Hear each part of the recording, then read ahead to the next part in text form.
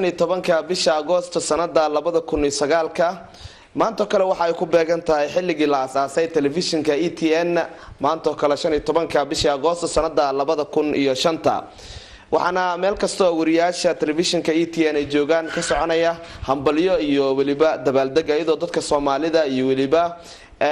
shacabka meel kasta oo ay joogaan gobolada dalka Soomaaliya iyo waliba dibadaha ay u hambaleynayaan maamulka iyo waliba shaqaalaha telefishinka ETN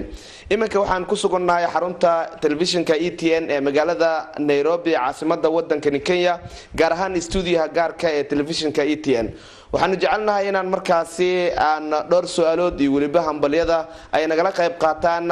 bahda telefishinka ETN gaar ahaan shaqaalaha magaalada Nairobi ku sugan waxaan ku hormarayaa mid kamid ah shaqaalaha telefishinka ETN oo iminka howsheeda wadata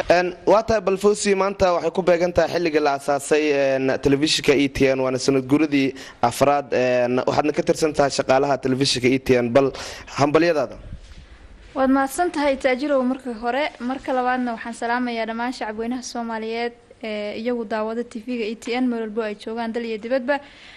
marka labaadna waxaan salaan hambalyo ay ku dheehan tahay aan u dirayaa maamulka iyo waliba aasaasayashii iyo dadkii isku soo dubariday in ay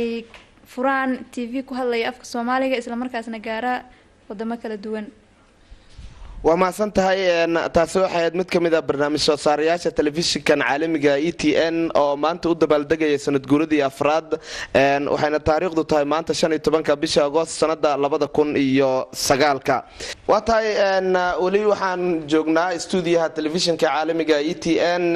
oo u dabaaldegaya sanad guuradii afraad xilligii la aasaasay telefishinka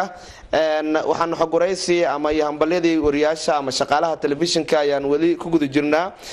xasan faarax gudaal wuxuu ka mid yahay bahda soo saarayaasha iyo waliba dhinaca